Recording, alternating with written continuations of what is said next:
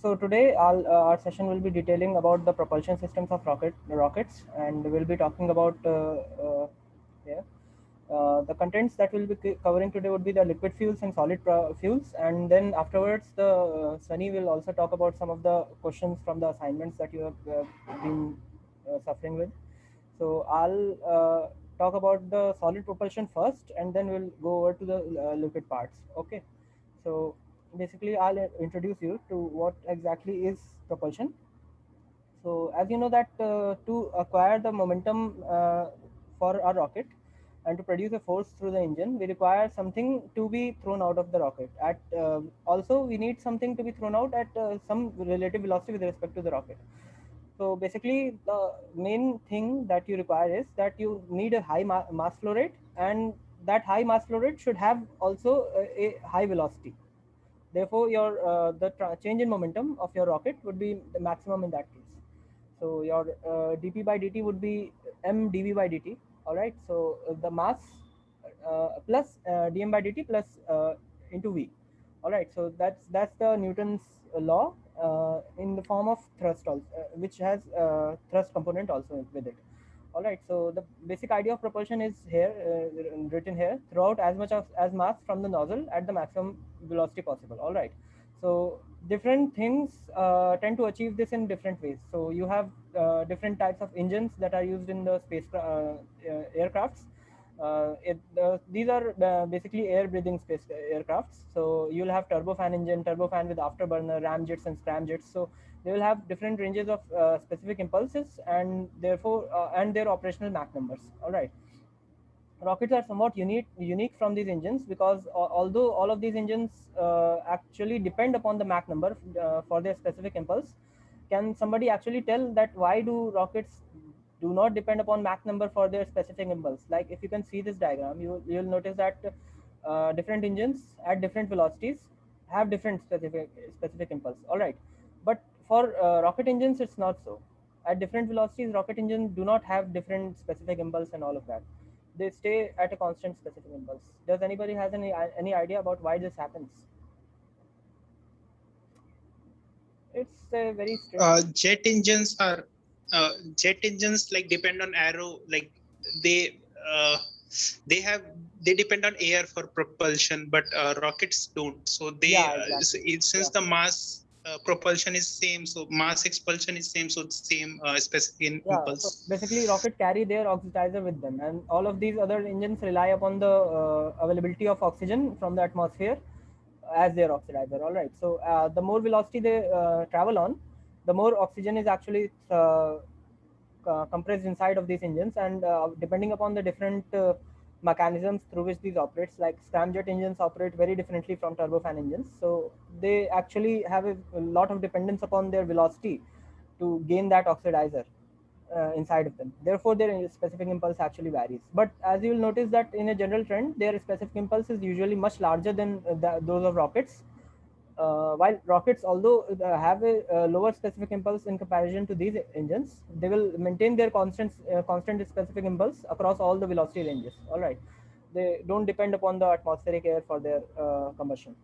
So, and now the basic thing with rockets is that you have an engine and you combine the oxidizer and the fuel inside of that engine. All right, so that in combination produces a chemical reaction and thus produces some gases. Those gases would generally be of higher pressure than the components that you have initially combined. Like suppose you combine hydrogen and oxygen, so you'll produce water vapor, and that would be generally at a much higher pressure than the combined hydrogen and oxygen. Therefore, the chamber pressure in your engine would rise, and basically high mass flow, you want a very high mass flow rate for your rocket. All right, so therefore you need higher chamber pressures for that, and higher chamber pressures automatically implies that you'll have higher velocities. All right, so basically you have all of the components for your rocket. The main thing is that you'll have to get all of these in a straight in a convenient way. All right, because you will have high chamber pressure because of your reaction, you will have higher velocities in result of that high chamber pressure. But how you manage all of that is basically the thing, because the more is your chamber pressure, the more is the chances that your chamber would actually suffer a destructive uh, destructive event. All right, like this. So your chamber pressure must be combustion chamber must be designed in such a way that it could handle higher pressures and actually higher temperatures also. All right, so we will be talking about particulars of engines in some other lectures, but currently in this session we will be going over all of the different types of fuel and how we use them, what composition they have, and uh, why we do not use certain some of them. We'll be talking going over this. All right, so very quickly I'll be going over the solid propellants. So basically, what are solid propellants? As you can see that you are actually very familiar with solid propellants in some of your things that we burst on Diwali, right? So we use rockets over there. We also use firecrackers over there. So all of that, literally everything that burns, is will be considered a solid propellant. But uh, the thing is that solid propellant, you for rockets you need a propellant that burns quickly, right? You won't be using wax, of course, because wax, although it burns and produces energy, but it does so in a very slow manner. You'll need an oxidizer for that, mixed into your propellant, so that your rocket can also operate in the higher reaches of atmosphere and in vacuum, because that's what rockets are made for. So here in this image you can see very carefully that this is an solid rocket booster SRB being tested in a horizontal position, and you can see that solid rocket propellants are generally much more powerful than their liquid counterparts. All right, so we'll be moving ahead. This image you can recognize as a plastic part in which we have just put in some solid rocket propellant and then just ignited it. So it's also used in a hobby rocket making, and that's what is depicted through this image. Actually, this is a screenshot from a video that of a person who actually made a solid rocket motor from himself in his home. All right. So yeah, the process. You have seen these. We use these extensively in the festival of Diwali. These are firecrackers, and they would use black powder as their propellant. All right. So there are many things associated with black powders for why we do not use them in rockets. So we need a very particular type of propellant to be used in rockets, right? We don't want anything to be too crumbly so that it actually crumbles upon the vibrations that the solid rocket motors have during launch. All right, we want it to be in such a way that it sticks to the it forms a good casting inside of the your casing of the solid rocket motor, right? So therefore we do not use black powder, instead we use different sort of propellant. We'll be talking about them. So yeah, this solid propulsion method has been in use from a very ancient time, right? These firecrackers were first developed, black powder was first developed in ancient China, and from that time we have been constantly using propellants to propel our things into other forts or in space and so on. So solid propulsion relies almost entirely on deflagration. There are also two types of burning that are possible with a particular type of fuel. All right, so you might have heard some about some of these. One is the normal burning, of course. So it's a very calm process. It's generally not isn't useful anywhere, instead of except in cooking and all of that. Then there comes deflagration, and then there comes this. No, it's not called explosion.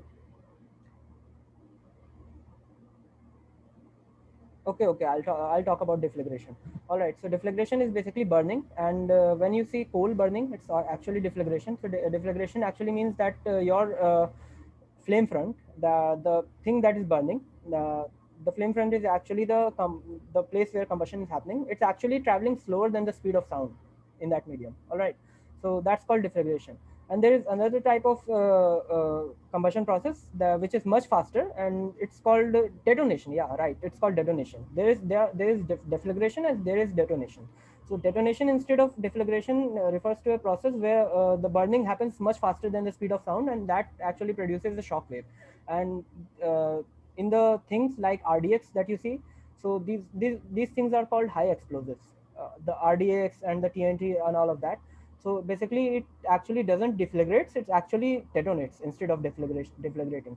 And detonation means an explosion that travels faster than sound, and therefore these produce a very high amount of energy, and thus are unsuitable for our purposes, because if you will ignite our SRB, solid rocket booster, made out of RDX, then it will literally explode, and before even burning through. So deflagration means your flame front will be traveling slower than the speed of sound, and the new material will be exposed to the flame front as soon as the material above it is burned off. All right. So basically, here you can see a deflagration process of a firecracker. It's a hello excuse me मैं mute हो गया था क्या? हाँ मतलब तो internet set disconnect. Shit, मैं कब से डिस्कनेक्ट था? लास्ट मैंने क्या बोला था? अभी जस्ट हुआ था। अभी जस्ट हुआ। ओके, तो डिफ्लेग्रेशन के बारे में सब लोगों ने सुन लिया क्या? हाँ। Okay okay, then should be fine. यार, the weather is actually very bad, that's why I'm getting disconnected, so please excuse that. Okay, so yeah, I talked about deflagration, and you can see the deflagration of this firecracker over here. And yeah, so basically the burning of a solid fuel is actually a channeled explosion. It is supposed to be happening inside a three-dimensional space, and the shockwave should expand in the three-dimensional space, but because we are casing all of those explosives inside a sort of tunnel, therefore the explosion would be channeled in one particular direction, and that's what SRBs are. So all of the materials that you can use for solid propulsion are basically like these. So you can see that you have aluminium perchlorate, which is one of the material of choice for our solid rocket propellants. You can also use black powder. You can also use zinc sulfur propellant. Basically, it's just zinc and sulfur mixture, and it will burn and deflagrate. So anything and everything solid that burns at a deflagration rate can be possibly used as solid propellant. All right. The only required condition is that its oxidizer must be present inside of it. It should carry its oxidizer with it. All right. So then there can also be candy propellants. So what's a candy propellant? Basically, candy is referred to sugary toffees. All right. So this candy propellant contains sugar, sucrose. All right. So you just take sucrose and introduce potassium nitrate in it, and then just caramelize that sugar. So it would have it will form a sort of mixture where you'll have caramelized sugar encasing the potassium permanganate. Potassium nitrate. All right. So potassium nitrate would act as an oxidizer, and this sugar would act as a fuel. All right. So it's sugar is a reducing agent, and that's in this image right here in the first slide of solid propellant. In the lower left side that you saw, lower right side, this is actually a candy rocket, and it's made out of sugar and potassium nitrate. All right. So you can make them at home, and usually amateur rockets start off with these things. They usually make sugar rockets, and those are made in such a way. Then there comes double base propellant. So basically, you will have a single sort of compound that can burn very fast, but it will be in some form that cannot be used in to make casing of your solid rocket motors. So what you do is actually use another compound which will be called the binder, and you introduce the binder inside of this with this compound. All right. So suppose that you will have this TNT or RDX. All right. So RDX in itself and this TNT in itself would be a very high explosive and would just literally explode on ignition. So instead of using these directly, you can what you can actually do is use some binder, like some sort of resin or some other thing, and actually bind all of this RDX and TNT inside of in some sort of plastic and enamel. All right. So this will actually reduce its burning rate and actually make it less of a detonation than a deflagration. So you will be actually able to deflagrate the RDX and TNT in this way. So these are called double base propellants in here.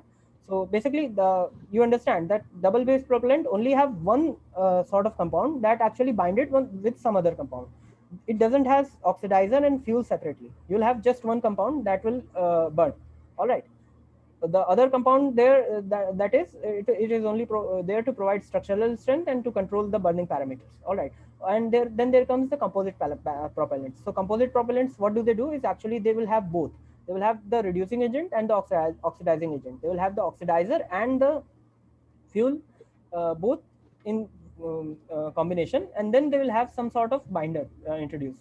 All right, so these are different from double base propellants in the sense that double base propellants only had one single sort of fuel and oxidizer, basically one compound that can explode. While in composite propellants, you will have different fuel and oxidizer, and then you will introduce a binding compound. All right, so these are mostly used in the modern SRB things and all of the solid propulsion use cases. All right, so basically what you'll use in such mixtures are generally like an reducing agent, aluminium, and some other metals and other things like this actually act as a very good reducing agent, and then you will introduce some oxidizer. So for oxidizer, you can use potassium nitrate or potassium perchlorate, which I've mentioned here. So when you introduce all of these and then you introduce a binder like some sort of resin, then you'll form the composite propellant, and they can be actually filled inside of your SRB casing like this and then can be fired. So what solid rocket boosters are? So basically we will come to very quickly to the solid rocket booster section, and basically these all were used in the SLS, are currently being used in the Space Launch System. This is the SLS, and previously have been used inside of the Space Shuttle program. All right, and so they are basically, what is the most beneficial part of using SRBs is that they are very simple. They don't have very much of moving parts. They are not very complicated. If you'll see in our further sessions, we'll be talking about the liquid fueled engines, and they are very complicated in the sense that they'll have various moving parts. They will have their combustion chamber, and then they will have the pre-burners, and yeah, I'm forgetting some of the names. All right, so they will have various moving parts, but the solid rocket boosters don't have various moving parts. They are just like candles that have been stuffed with the propellant, and then just when you ignite them, they will just burn through a hole of the propellant. And the one major things setbacks with these SRBs is that once ignited, you cannot actually stop the ignition. Once ignited, they will burn through the whole of the fuel. It's not possible to actually stop them mid ignition. All right, so they have their pros and cons. The pros are that they are very easy to manufacture. They are very cheap actually. They have relatively very few parts, therefore they have very less chance to actually fail. And the cons is that you cannot actually switch them off once they are turned on. So actually, once there is an ignition inside our SRB, there is no going back, and therefore there are various protection measures in the SRBs, like having certain pins and physically removable devices, which when removed by hand will only cause the SRB to trigger. Unless and until they are removed, the SRB won't actually trigger the combustion. All right. So basically, the SRBs also provide very high amount of thrust, like the SRB on the Space Shuttle, which consisted of 5 such sections. 1, 2, 3, 4, 5. Yeah. No, I think the special SRB was just 4 sections. The SLS SRB is 5 sections added. Basically, the SLS had the major story behind it, that the senators of the United States wanted the Space Shuttle parts to be reused, because all of that research has been already done and ton of money has been already poured inside of it. So therefore, they just wanted a system, a rocket that actually reuses all of these things that they have already researched. So therefore, the SLS was conceived, and it's literally a flawed program, and we will see that how much success it has in the future. Instead, we are currently the much more promising competitors that the SLS has, the SpaceX and even Blue Origin. They are much more promising than the SpaceX system. So yeah, we'll talk about the flaws and the other things about SpaceX in some other session. But as you can see that SLS SRB is basically the solid rocket booster of Space Shuttle, just having 5 sections instead of 4. All right. So Space Shuttle SRB actually produced 12,000 kilonewton of thrust, which was just literally double than the what a single F1 rocket engine produced at launch. All right, so I have told you that F1 rocket engines are one of the most powerful rocket engines that have ever been flown.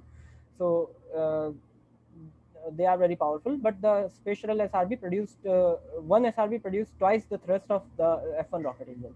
So as you can see that they are literally very powerful, and most of the thrust of the Space Shuttle actually came from the SRB at launch.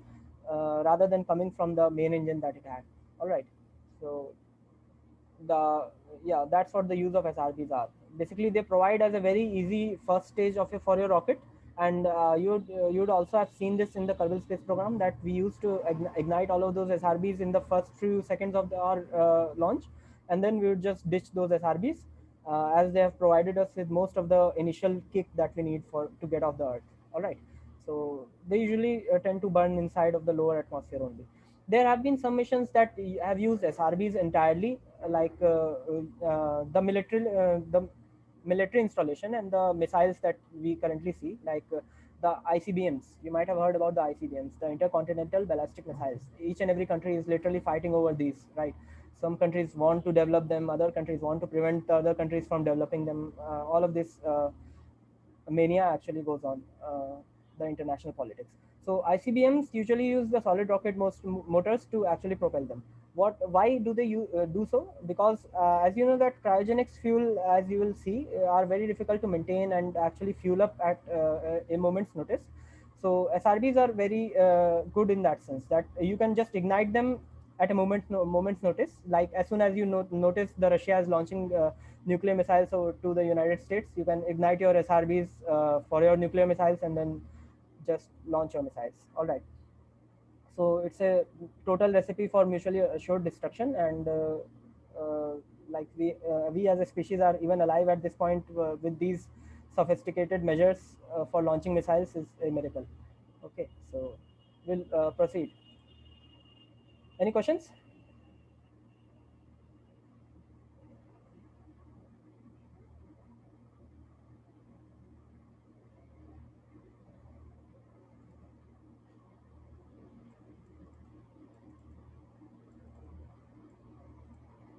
No questions कुछ भी नहीं पूछना किसी को You said that solid propellants are used only in atmosphere and not in outer no space, I somewhat didn't like say that. that. I didn't say that. I said that they are usually their use cases are in the lower atmosphere only, because although they can also operate in the vacuum of space, but because they can be only ignited once, therefore you don't use them in upper atmosphere. Okay. मतलब तुम Okay. क्या करते हो कि बस एक बार launch करके उनसे वो किक ले लेते हो, the initial momentum boost that you want, and then they just ditch them, because once they are ignited they cannot be turned off, and if you are taking them with you in space in a state that where they are not ignited, then you are just carrying dead weight that is not producing any thrust. All right. Okay. There can be measures for like having your second stage of your rocket as in solid rocket booster, but there are things that prevent these also, because solid rocket boosters are not usually highly maneuverable.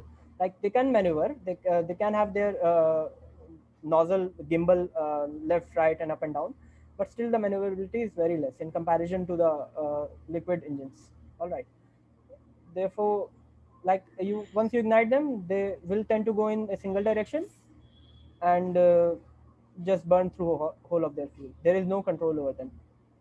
Therefore, most of the designers would actually just leave all of these first with solid rocket motors, and then just go with the liquid upper stage, because it can be ignited multiple times, and it's actually very highly controllable also. Okay. Okay. So yeah, so why the solid boosters are not included in the main body of the rocket? there can be solid rocket booster included in the main body of rocket. There have been missions like Ares 1, which basically was an SRB of an space shuttle. Just you had a payload aboard it. So basically, the problem with that is that SRBs on just one SRB won't be enough powerful to actually launch something to orbit. As you know that once they are triggered, then they will just burn through whole of its fuel, and then you'll have to have an upper stage for precise maneuvering of your payload once in orbit. All right. So if you'll use just single SRB as your first stage of your rocket, so what will happen that just it will start to burn, and it would be basically very difficult to put anything beyond lower Earth orbit without SRBs. But people have used SRBs to launch till low Earth orbit as a primary stage of their rocket. All right, there have been missions, and also the Russia was also going to researching about a very powerful SRB that didn't ever came into existence.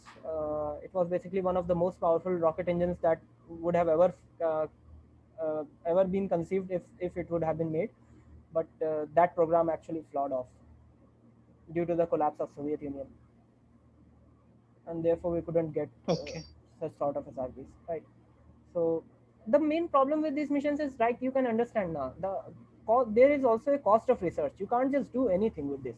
Once you just have an idea, then you submit that idea, and then it goes over scrutiny. Like, is it worth in researching and worth making facilities to make such components, right?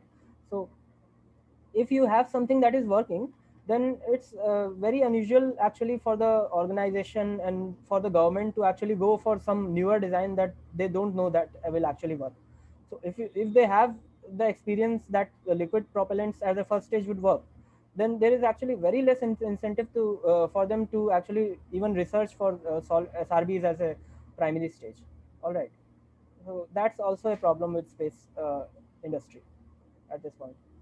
So now I'll talk about what internally SRBs look like. So SRBs aren't actually like completely filled inside. They're actually hollow inside.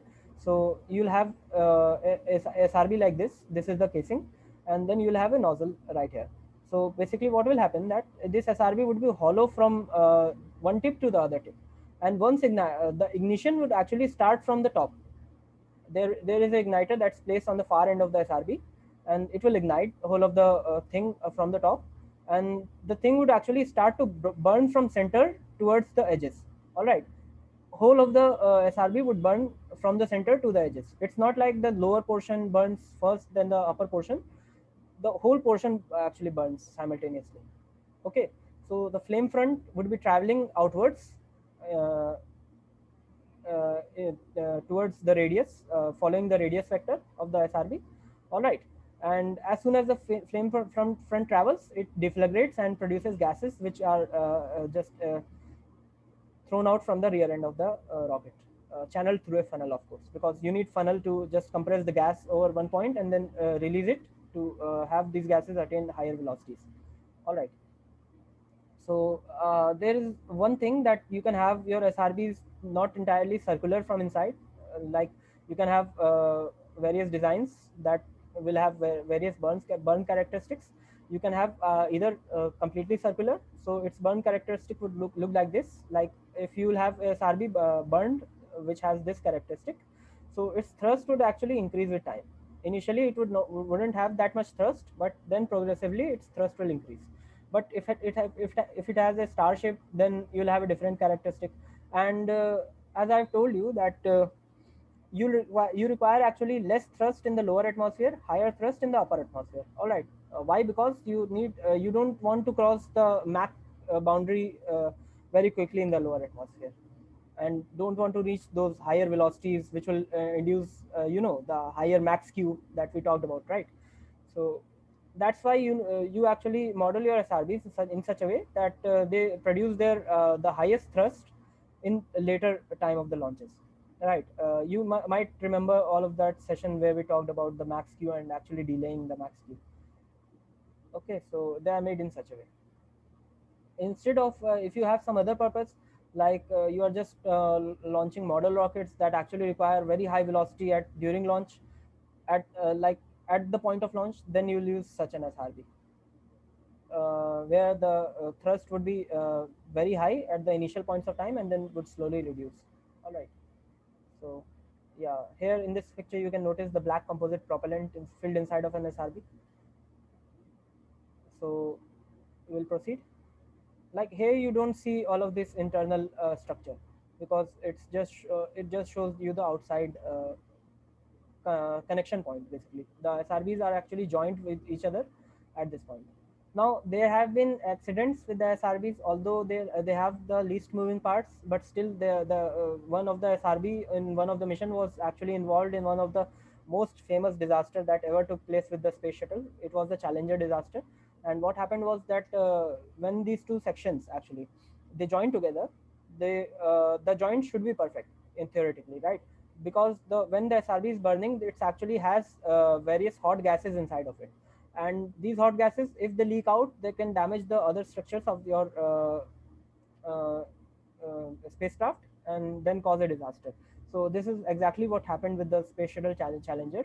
The seal that we had between two SRB sections wasn't actually perfect, and due to some of the weather conditions, the seal actually malfunctioned, and the Space Shuttle Challenger actually suffered a disaster, killing all of the 7 crew aboard it in literally in seconds. And that was a very dark period for NASA. So now we'll move ahead with liquid propellants, and Varun would talk about them. Before that, किसी को कोई question इस चीज solid rocket propellant से? अरे screen share मेरे को दे दे. Okay, हाँ, I'll stop the sharing. कोई क्वेश्चन हो तो please refer.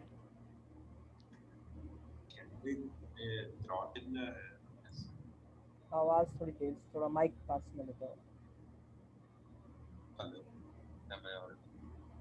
Your voice is not audible. Just have your mic.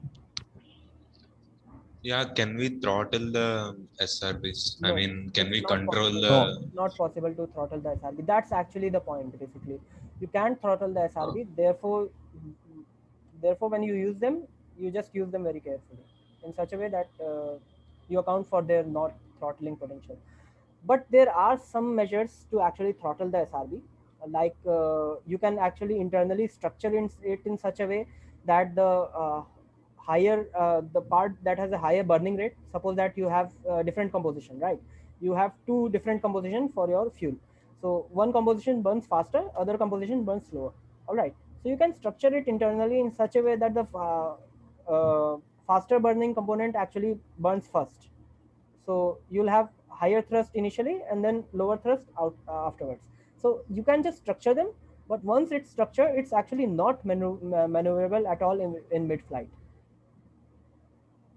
SRBs have been made with such a technology that they will have sections inside of them that burn very fast or very slowly, depending on what your purpose is.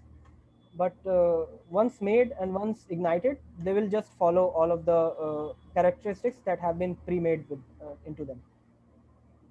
Any other question?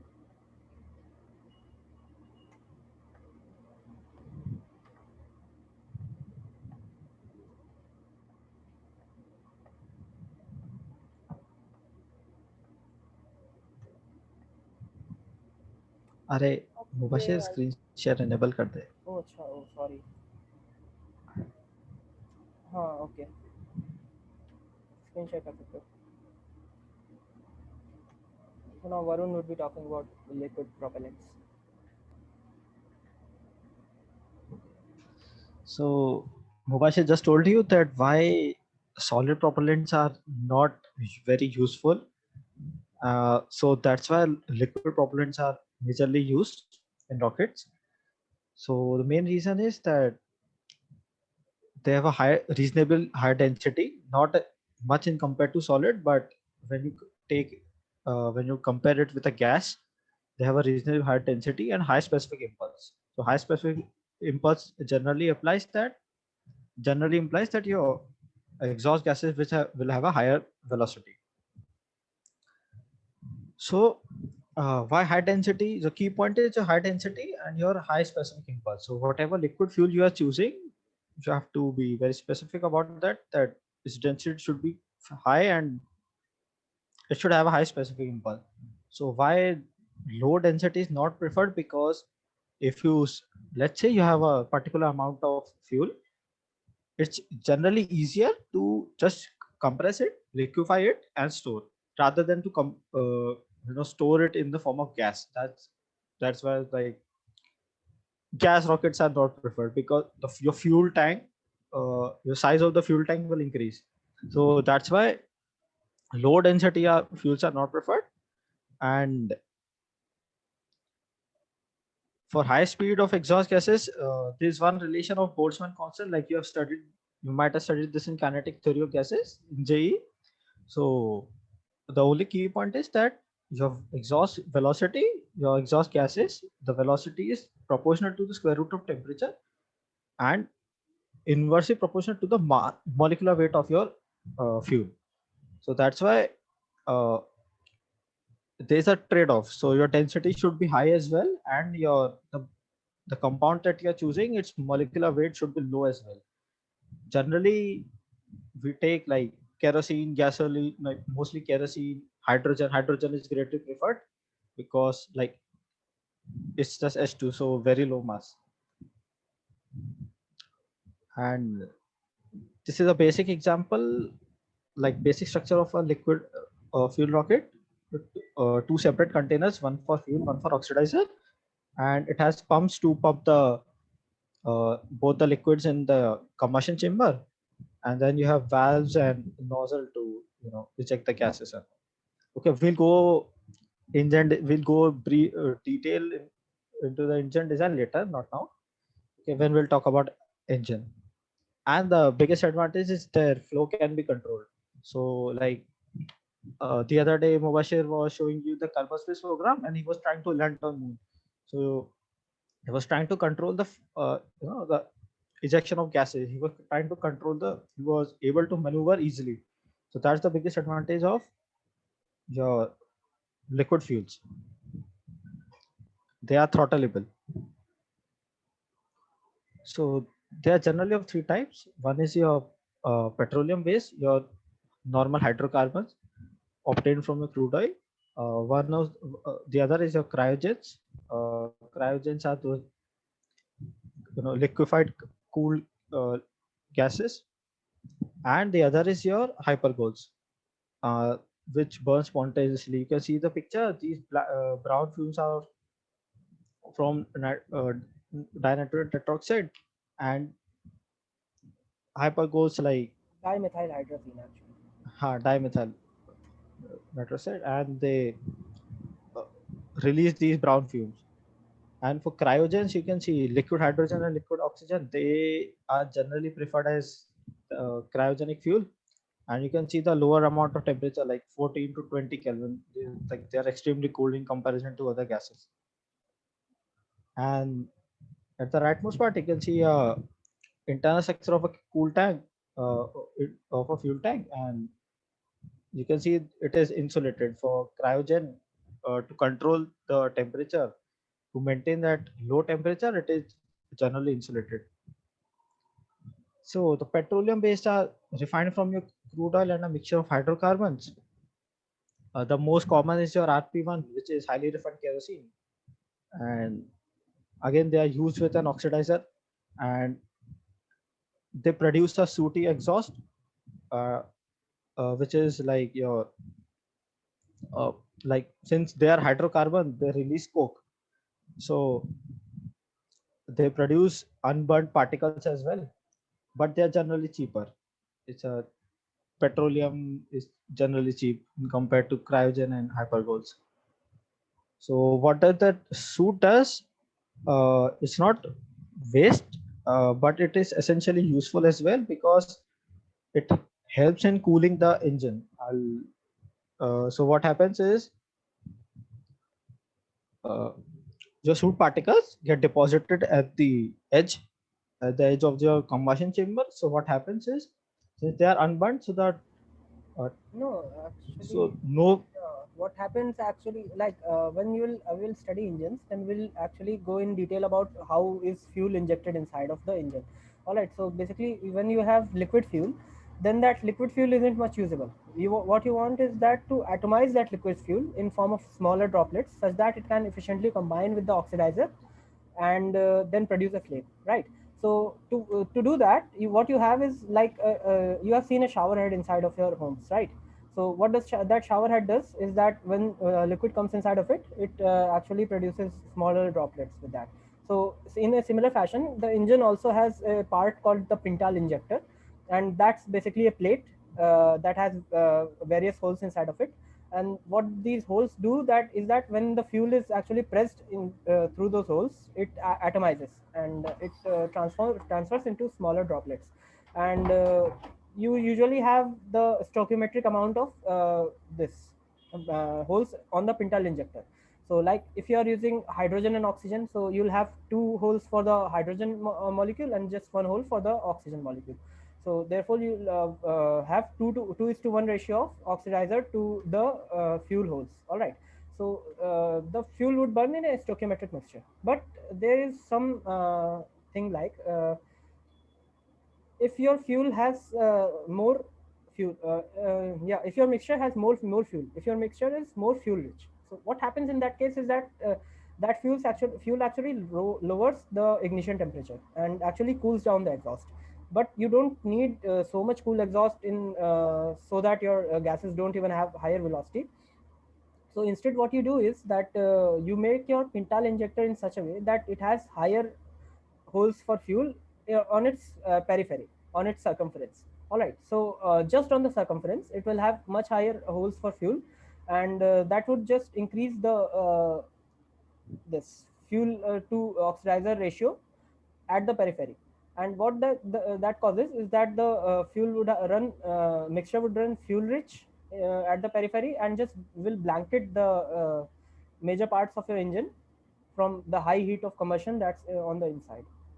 That's why it's useful in such a way. Okay, so and the next part is your cryogens, another type of fuel which are liquefied gases stored at very low temperatures. The best preferred fuel is liquid hydrogen as fuel and liquid oxygen as oxidizer. So and these are generally pumped into the chamber and then burned. So the problem with cryogens is since their temperature is because like since they are liquefied, so the temperature is very low, and that's why they are very difficult to store. So there was a picture at the right, you can see at bottom it is insulated, but still it is very difficult to maintain such low temperatures of cryogens. And another problem is the liquid oxygen does not spontaneously combust. So when you're sending it into the combustion chamber, you need an igniter to light the oxygen and your fuel. So another, and it's again adding complexity to the rocket design as well. So another problem. And in comparison to other liquids, your liquid hydrogen has low density. So now you can see your fuel tank size would increase too much, but it has a higher specific impulse, and like you can see it's about 30 to 40% higher than most other rocket fuels. I mean, it's good, but it's costly. You can see you need a large fuel tank as well to maintain, to increase the amount of hydrogen you need. You have to maintain very low temperature for oxygen as well. So this design is really complex, and now there are very good and cheap alternatives. So cryogens is like I should also add this thing that the process of filling up the cryogens is actually, you can change the slide over to that. So the problem with cryogens, another problem that I just told you about, like why we use solid rocket boosters inside of missiles and all of the other things. Like you can just have solid rocket booster sitting around and then just ignite it and then it will fly off. But there is a problem with cryogenics and liquid fuels that you cannot just have them filled up on the launch pad. They literally have to be filled up just minutes before launch, because they are cryogenic, and your engine, this rocket body won't have enough insulation to actually prevent the boiling of these compounds. So you might think that rocket body has insulation, right? Rocket body does have insulation, whole of the body, but it isn't sufficient enough to actually have them in the liquid state for prolonged periods of time. Instead, what we rely on is that the evaporation rate would be slow enough for them to be in a liquid state just before launch. So we just top off whole of the fuel tank and then just put some of the extra liquid hydrogen or liquid oxygen. And we also have vents actually, because since this will evaporate and then just increase the pressure inside of these liquid fuel tanks. So these liquid fuel tanks will have vents to just vent out the extra pressures. All right. And Varun, shall I cover this slide? हाँ ठीक है तेरे मर्जी चल Yeah, sure. So there is one other thing that cryogenics are very good for. Like when you saw the solid rocket fuel burning, you saw that it has a very opaque sort of exhaust, right? That's because the solid rocket fuel has various particulate matter, because it's made up of solid things. And when it burns, it like if you are using aluminum perchlorate, so when it burns, it will produce alumina. Alumina is basically sand. So all of that sand and all of the solid particulate matter would be inside of this solid rocket exhaust. While in comparison, the cryogenic propulsion or the liquid propulsion system won't have much of this. Like if you are using hydrogen and oxygen, the exhaust would usually burn clear. So all of these two exhaust rockets that you see on the lower half, these are the Delta IV rocket and the spatial main engine. These both are using liquid oxygen and hydrogen, and you can evidently see that these rockets are much more clearer than the solid rocket propellant, right? So for the space shuttle, you can actually see right through it and actually see inside of the engine. It's just producing superheated steam and nothing else as the combustion products. While in the Delta IV, although you see that the exhaust has certain sort of red glow to it, and that's because the engines that it's using are actually made out of graphite. So basically, there are different methods of cooling your engine, and one is ablative cooling. So what ablative cooling does is like if you make your engine out of graphite, so the graphite will burn and just take the heat away from the engine body. All right. So that's why the ULA, United Launch Alliance, which manufactures this Delta IV rocket, actually makes its engines out of graphite. And because they are made of graphite, they will contain small carbon particles. The exhaust also contains carbon particles, and that imparts a yellowish orange glow to this exhaust. While special main engines are regeneratively cooled, basically they'll have liquid fuel flowing in their walls, and therefore they don't have carbon, and that's why their exhaust is just perfectly transparent in that sense. Now there is also a minimum damage to the environment using liquid hydrogen and oxygen as a fuel, and some of the other cryogenics also. While using kerosene, you will also produce carbon dioxide and all of those other products. And while using some of the more nasty propellants like the UDMH and hydrazine, those are much more dangerous to the environment. But liquid hydrogen and oxygen is much more beneficial, that it's literally 0% dangerous to the environment, as the only product that it produces is water. That's just water vapor. And the cryogenic propulsions are also useful, like you can use them for cooling your engine off in a process of called regenerative cooling, because your liquid fuel can't be burned in until and unless it is actually converted into a gas, right? So you'll actually have to convert it into a gas. So what you do is that because you'll have to convert your fuel into a gas, then therefore it requires energy. And so instead of giving it energy in some other way, you actually just flow your liquid propellant around your engine itself, which you require to cool, right? So you just hit two birds with one stone, and have your engine regeneratively cooled by your propellant. And that's one of the benefits of using cryogenic inside of your rocket. All right. So also this produces a very big engineering challenge to keep your fuel tank cool, that I've already talked about. And this was evidently visible in two of the space shuttle disasters. So although the Challenger disaster wasn't directly related to the use of cryogenics, but you can see that both of these disasters can be in some way attributed to the use of cryogenics in these special missions, right? So basically, the Columbia disaster was a very bad tragedy, which actually happened directly due to the use of cryogenics. This yellow tank that you see, it carries liquid hydrogen and oxygen for the space shuttle main engine, right? So because it carries cryogenic fuel, therefore it has to be insulated. And because it has to be insulated, it was covered in some sort of foam, all right? In mid-flight, one of the foam piece actually just broke off from this main fuel tank and then hit the space shuttle space shuttle swing, and that caused the removal of a slide. And then, as you know, that on re-entry, the space shuttle Columbia actually suffered a disaster. While in this space shuttle Challenger, there was a problem that the O-rings of the space shuttle booster, right? They weren't suited to lower temperatures, and when they were subjected to lower temperatures, they actually lost their flexibility in some way, and that loss of flexibility caused the two section of the spacecraft to not be sealed perfectly, and which just caused the hot gases to leak out and caused the damage to the structure of rocket, and therefore it just catastrophically failed in mid-flight. So there are engineering challenges. After both of these problems, we have come a long way to solve these, and usually today we don't suffer much of these engineering disasters with the use of cryogenics.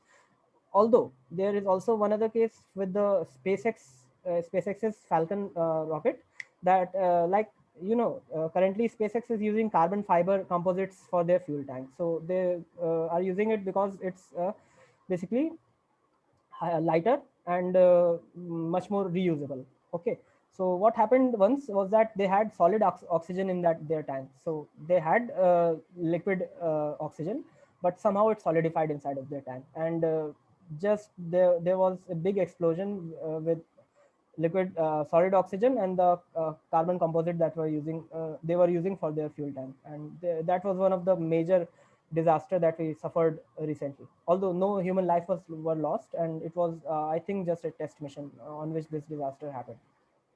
Okay, so we can go ahead, Varun. Yeah, and one more thing to add is regenerative cooling. So if anyone is wondering what it is, you studied in thermodynamics ESO 201, but in very vague sense, you can. So what happens is that you take your compressed gas, you expand it to cool it, your hot gases, and then you pass it through a heat exchanger. So you pass it through a heat exchanger, and like Bashi said, there is a network of pipes. So it is like that, that keeps your engine cool. Okay, so expansion, reduce temperature, and then pass it through a heat exchanger. That's the main idea behind regenerative cooling. So you just saw the clear your gases coming out from exhaust. So hydrogen and oxygen, they produce water, so it is environmental friendly. It is highly energetic as well, and its specific impulse is also high. The product is also non-toxic, so it's the best cryogen available. But when you compare it to like the most common RP1, like RP1 is really popular. So you can see the specific impulse provided by liquid hydrogen is more, but its energy density is less, and that's why RP1 is like more preferred over your cryogens. And the most popular is hypergoals. So hypergoals are propellants which ignite spontaneously on contact with each other, and like they don't require an ignition source. So for liquid oxygen, we saw that you need an igniter, but here with hypergoals you don't need an igniter. And the best part is you can use hypergoals as igniter for liquid oxygen and liquid hydrogen for cryogens as well. So the easy start and restart capability of hypergoals make them ideal for maneuvering systems, and they can be used as igniter. And they don't have a storage problem as well because you don't have to cool it. So there are no storage problems as well. But the only disadvantage is that they're highly toxic and they must be handled with care. So I'll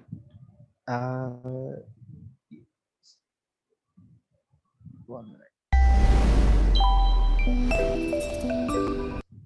Very, very volatile liquid. It boils. This is the kind of chemistry that actually makes me very nervous. Let's have a look. We're going to start with our oxidizer. Nitrogen dioxide is a very, very volatile liquid. So you all know nitrogen dioxide have brown fumes. It boils at about 21 degrees Celsius. So I've got it on ice here, and we're going to condense it into this test tube. And down at the bottom, you can actually see some drops of NO2 coming out So of that little pipette tip. he used ice to condense condense the nitrogen dioxide gas. And that colorless liquid is actually nitrogen tetroxide linked to another one. So we call it dinitrogen tetroxide. Now we come to the part where we're actually going to put in the fuel. Dimethyl hydrazine, which is actually one of the key components of a mixture called Aerozine 50, which NASA have used for a very long time to power some of their rockets. And I've got it in this very long pipette. Now that silly pipette is there for a reason. I don't want my hands anywhere near this thing. You can really see there is this very fast reaction which generates loads of nitrogen and also ethane.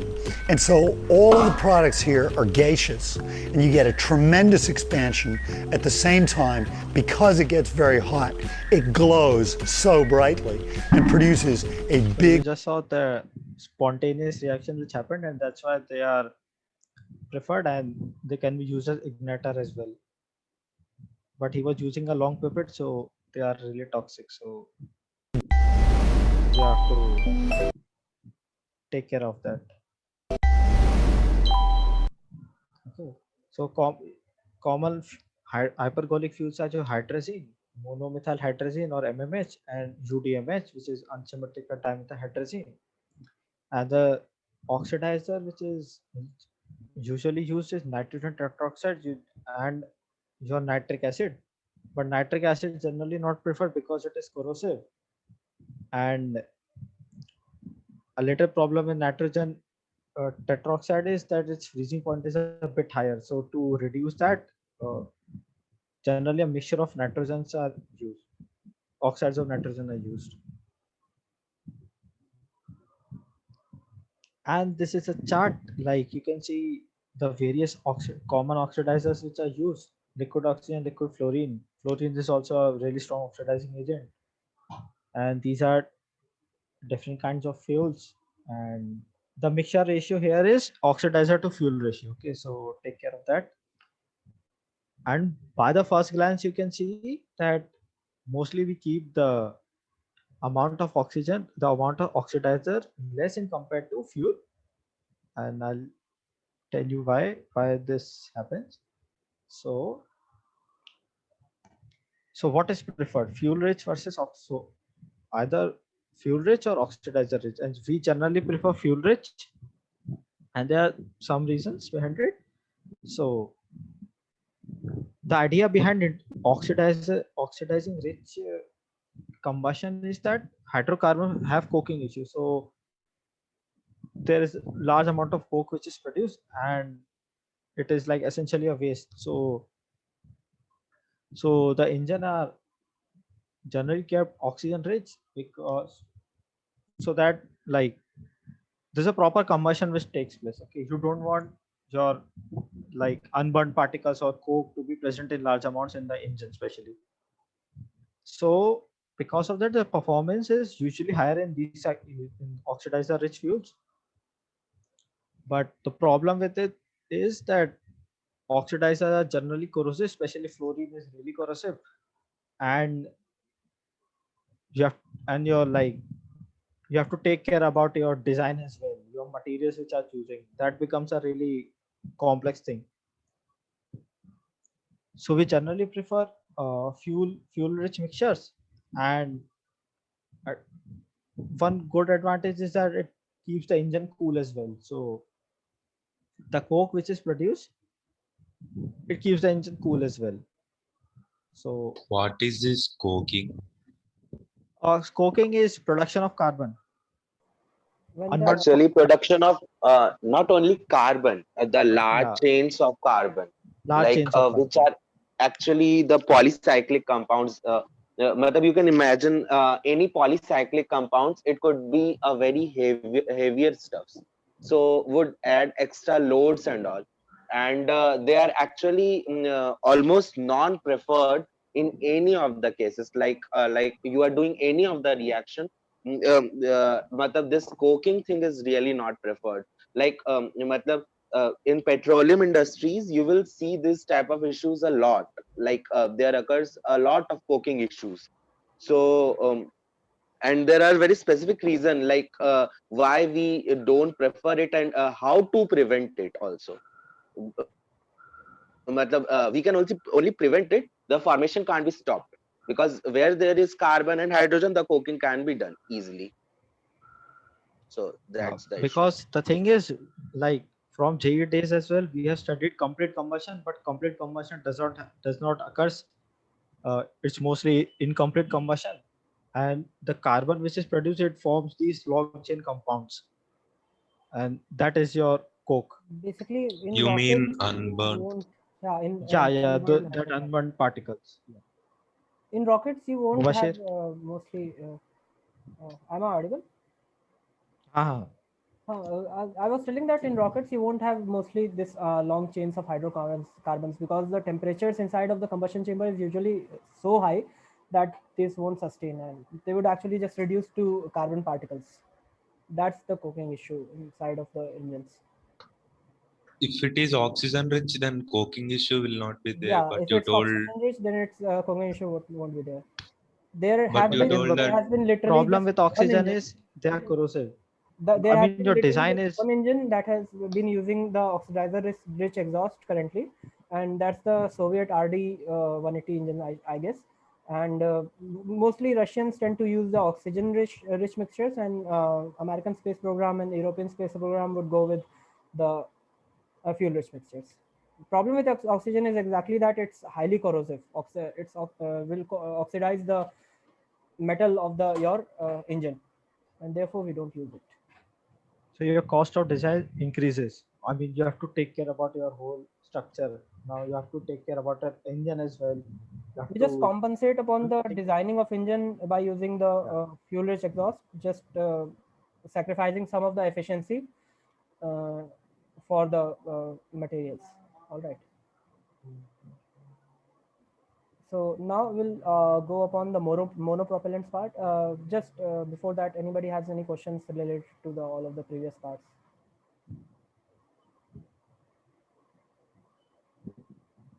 yeah, you told that fuel rich propellant will not be too hot that it won't cause melting, but we can use fuel to cool the combustion chamber, right? Exactly. Then it's not a big issue, I guess. No, it is. Basically, engines are just too hot. The regenerative cooling is also sometimes not enough to cool the engine enough to just prevent melting. And also there are different parts of the engine which suffer different types of temperature. Like in the current slide, just like if you see, this is a monopropellant thruster, but for you can imagine just the end part of it as being similar to the engine that we use. Okay, so what this is referred to as, like you can see the part that is marked as nozzle, right? Just before the nozzle, you can see that there is a part called throat, and that's the basically minimum cross-sectional area that you'll have in your engine. All right, so the throat is basically the point of highest temperature, and at that point the regenerative cooling is also not enough. So because at the throat you are actually constricting all of these reacting gases, right? So it attains a very high temperature, and basically that's the most prone section to actually melt and just malfunction. Also, to make rocket very energy efficient, there is a concept called exergy. I don't know you all have read about it or not. You would do Google search, you will get it what it is actually. There is a concept really transferred into the use. Hello, my voice. तेरी आवाज cut रही है. Hello, is it fine now? हाँ. अभी? हाँ ठीक. अभी आ रही है? हाँ. Okay. So actually, there is a concept called exergy in thermodynamics. So like whenever there is excess of heat, so we actually tried not to waste those heat, because heat is also a source of energy. So actually the recent researches for this rocket science is also focused in some direction related to conversion of this heat into the useful works. So there are several methods how we can convert this heat into the useful works. Although for the first insight via the second law of thermodynamics, you would see this is not entropically feasible process to convert heat into the work, because actually the work generates the heat, but heat conversion of heat into the work is really difficult to imagine. And hence there is a concept known as exergy. Although it is very theoretical concept, but recent many researchers have been there in different fields to convert this waste amount of heat into useful work. So as you can also see in one of the fact key in ACs, when the heat are been rejected, currently they are been rejected a lot. There is no such technology to convert those heat into again the useful work or provide the energy back to the ACs. So it is the major area of research where people are actually concerned about. And as Mubashir also told, a lot of heat is actually generated while the mission. So these can be taken as a great initiative, ki how initiative of research, like how this heat could be used as an extra source of energy for driving these missions. So you could also think about it like it's something intuitive, and it's not the developed field. If anybody is really interested in matlab research and development sector, so they could also think about this exergy concepts. Varun? I think we should also go ahead with the monopropellant. Any questions for what Sunny explained?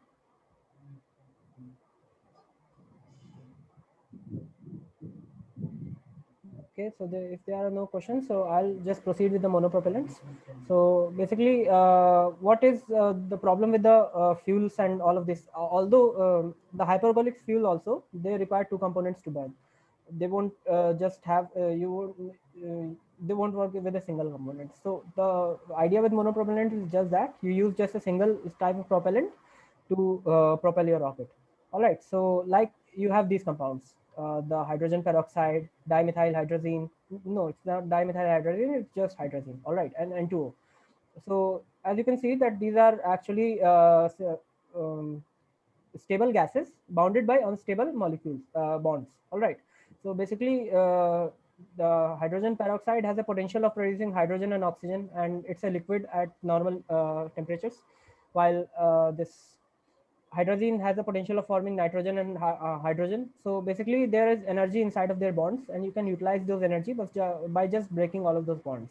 So there, you don't require much fussy process to break all of these bonds. You just require catalyst, right? So basically, you just fill these monopropellants inside of a chamber. On the upper right side, you can see that there is a blue chamber that is filled up with these monopropellants. This can either be hydrogen peroxide or hydrazine. And then there is a pressure vessel which contains like compressed helium or compressed argon. This pressure vessel is just there to push all of this monopropellant inside of this nozzle. In liquid fueled engine, you don't require this pressure vessel, because by the virtue of the engine in those cases is actually so complex that you take turbines and all of the other mechanical processes to actually pressurize your fuel inside of the nozzle. While because monopropellant thrusters are meant to be very simple and to be very reliable, therefore we use the most simplest possible mechanisms for them. We just have like liquid argon or liquid helium bottles which are pressurized, and they actually push this monopropellant inside of these nozzles, and these nozzles will have catalyst beds, and this would be iridium based catalyst. So as soon as the this H2O2 hydrogen peroxide flows over this catalyst, it will decompose and produce hydrogen and oxygen. It can also burn, but it would mostly be in the form of gas, because your monopropellant thruster is usually operates in a very cold temperature. It doesn't operate at higher temperatures. So therefore, as soon as this monopropellant breaks down on touching the catalyst, it produces pressure inside of the combustion chamber, and that pressure is just exits through the nozzle, and we use it to provide thrust for our rockets. Basically, these monopropellant thrusters are used in the RCS control system. So what is RCS? RCS is reaction control system. RCS stands for reaction control system. So basically, in the Kerbal Space Program, you should have also seen that you can control your rocket in various ways. So there are things like the reaction control gyros, but you can also control it with using RCS. So RCS are basically 4-axis or 3-axis engines that are based upon monopropellant. They are very small and are very, very reliable. Basically, they literally don't have any part that could fail. Okay, they just have one single valve which can be opened or closed, and on the basis if that valve is open, you just introduce a monopropellant or don't introduce a monopropellant. All right, so that's it basically. And Also, just see about are you adding something more, Bashir? no, I was just starting to talk about the molecular weight and other things. Yeah, basically the Just a second. molecular weight is also matlab, okay. Sunny, you can talk. one thing I want them to Yeah, think yeah, about it, sure. like you see about the monopropellant thruster proper matlab the design that is actually shown in this slide, and whatever Mubashir told about the pressure variations and all, you could think it in the same direction, but in little vague format via mathematical sense, using those Bernoulli's equation, like basically the flow is taking place, and hence the design is formulated in such a sense कि the Bernoulli's principle in actually in fluids you will read about it a lot. The Bernoulli's principle is the key heart and soul of entire fluids. So uh, I want all of you to think about it, like the design that is proposed here. Actually, it is one of the favorable one, or there could be many such designs as well. And why is it agar ye hai preferable? So why is it actually preferable? Like you are seeing na ki firstly the area is very less, then the area actually area of that nozzle part actually increases. matlab why it is being done so, matlab Yeah, and the pressure variation is also there. So you could see ki via Bernoulli's theorem you could relate it very well ki how the velocity of ejection and all, we'll how be is it actually talking controlled. about this when we talk about engines and nozzles. So there is very interesting science going on with this, and how it relates with the outer atmospheric pressure. So there are things like under expanded nozzle and over expanded nozzle. So we'll talk about this in very Yeah, detail. so there is very in-depth research if you really go deep dive into it, and you could actually think about it, but We'll talk about this. yeah, Okay, so continue, Mubashir. basically, we are over almost. There are some problems with monopropellants also, like the this H2O2. Hydrogen peroxide is actually flammable and can burn the skin. Therefore, it's maybe sometimes not preferred. Like you can also use hydrazine, which is not it is toxic. All right. So and you can go with N2O and other stuff like this. So yeah, I think I'm almost over. Sunny, you can start your part.